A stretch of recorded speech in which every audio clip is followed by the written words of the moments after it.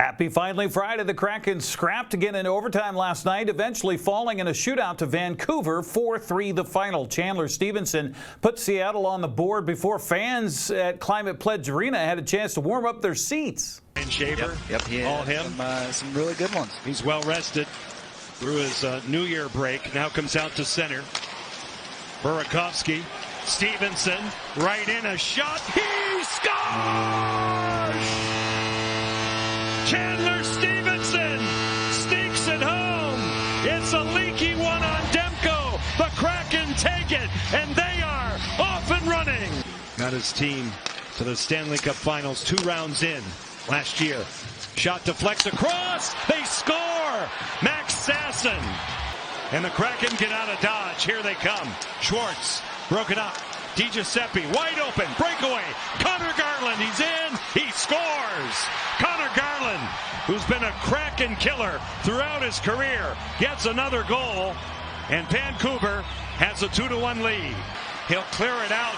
Knocked down by Susie. A home run pass intended for Oliver Bjorkstrand.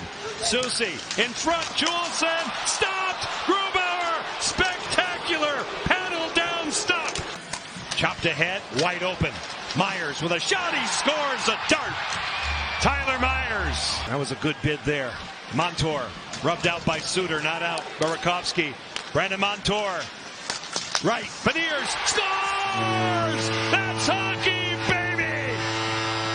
Burakovsky on the boards. Tied up briefly by Suter. Here's Dunn. Shot. Scores! Vince Dunn. The puck has beautiful lines all the way through. Dunn does it again. We're tied. The Kraken elected to go first, as most home teams do. Miller with patience. Looks for an angle and gets it.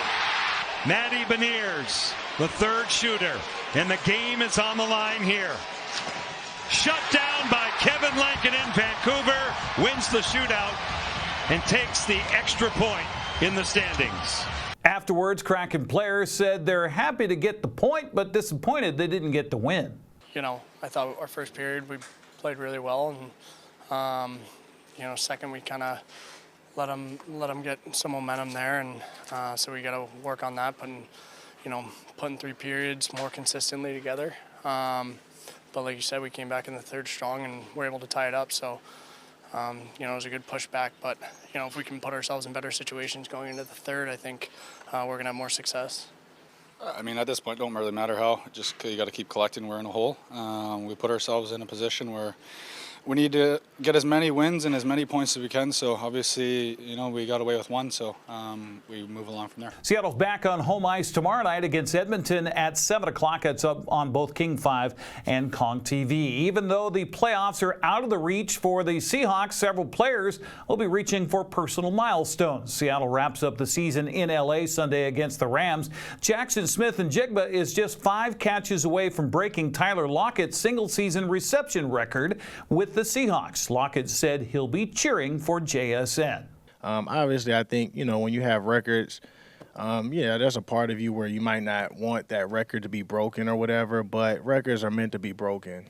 For me, I just want to be able to be in full support. I think for me, the biggest thing is if you can be able to show love and support to the people coming up, then they will be able to continue to do that through and through. And that's what creates a good atmosphere. That's what creates a great team or a great position group. If you are the person that's like, I just want mine and I don't want anybody to get theirs, then it becomes, okay, is this next person going to follow in that same protocol, or are they going to try to be able to change something and make it that much more better?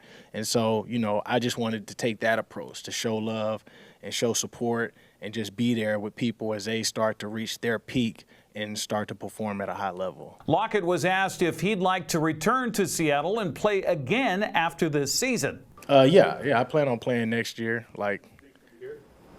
I'm not the GM, buddy, so I can't make that decision. I mean, obviously, even when I got the chance to come here, come back this year to start this new regime and kind of build this new team that Mike wants to be able to build. I got a chance to be a part of that, and I got a chance to be able to come back because I didn't know if I was going to be able to come back for this season, because sometimes with a new team comes a new culture, new atmosphere, new identity, like new everything. And so the fact that they brought me back, I think that spoke a lot of volumes. Meanwhile, Geno Smith has a chance to reach several performance incentives in Sunday's game, which could add $6 million to his salary for the season. Yeah, I mean, you got to appreciate him saying that, just being open and honest about it. Coach understands, and he's always been that way, and I think that's what makes him who he is. I think that's why guys respect him, because he's pretty honest in his assessment with everything. And so appreciate him for that. As far as milestones and stuff, I kind of let those things just take care of themselves. I got to go out there and play football and do the right thing no matter what happens. Obviously, like I said, man, yeah, you want to hit those. You want to achieve all the things that you can achieve, but well within the respects of the game. So just going out there and playing football, obviously it's going to be on your mind. You know about it, but you try not to think about it. You just go out there and do the right thing, and let the chips fall where they may. Seahawks and Rams kick off at 1:25 on Fox. That's the same time on Fox that they'll be airing Arizona and San Francisco. Well, Gonzaga remain unbeaten in West Coast Conference play in a big win over Portland last night. The Bulldogs, ranked 19th, beat the Pilots 81-50 in the Community Cancer Fund Classic at Spokane Arena. Other action, Eastern Washington fell at home to Montana at 92-81. Washington beat Maryland in Seattle 75-69. On the men's schedule tomorrow, Eastern hosts Montana State at 2 o'clock. San Francisco visits Washington State at 4. Gonzaga plays at Loyola Marymount at 6. All those games on ESPN+. Washington hosts 22nd ranked Illinois Sunday at 1 o'clock. That's on the Big Ten Network. The women's college basketball scoreboard had Montana downing Eastern Washington 78-70. Santa Clara topped Washington State 68-62, and Gonzaga edged Portland 76-71. Women's slate tomorrow begins at noon with Oregon State at Washington State. Eastern Washington visits Montana State at 1. Gonzaga hosts Santa Clara at 2. Haley Van List TCU Horned Frogs host Cincinnati. That's tomorrow at 5 o'clock. Those earlier games on ESPN+. The Big Ten game will be on the Big Ten Network.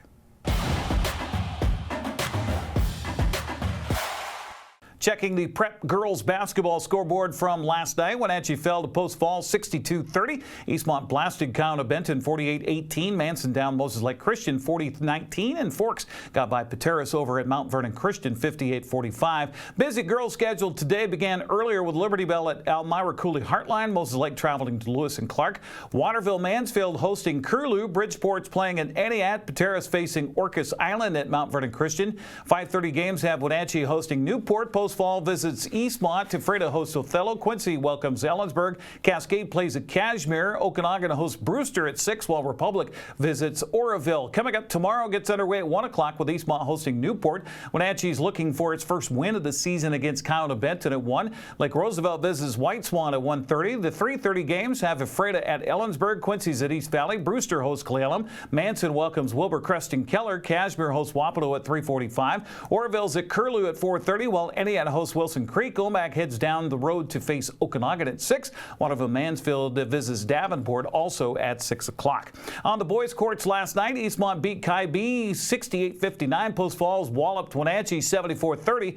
Moses Lake Christian got by Manson 61-52. Wilson Creek beat Pateros 69-45. Up on tap today, Liberty Bell's on the road at ACH, while Waterville Mansfield's hosting Curlew. Later is Bridgeport at Entiat. Tafreda hosts Othello. Quincy hosts Ellensburg. Cashmere hosts Cascade at 7:15. 7:30 games have Juanita at Wenatchee. Eastmont's hosting Post Falls. Brewster's at Okanagan. Oroville hosts Republic. Coming up tomorrow, Mabton faces Tonasket in Soap Lake at 1. Eastmont's hosting Juanita at 2:30, while Wenatchee takes on County Benton. Lake Roosevelt visits White Swan. Waterville Mansfield plays at Davenport at 4:30. Ellensburg hosts Ephrata at 5, while Quincy at East Valley. Brewster hosting Cle Elum and Manson at Wilbur Creston Keller. Wapato visits Cashmere at 5:15. Oroville travels to Curlew at 6, while Entiat is hosting Wilson Creek. Okanagan hosts Omak at 7:30. Ephrata no match for Othello in CWAC wrestling last night. The Huskies beat up the Tigers 62-9. Coming up tomorrow, two big two-day tournaments.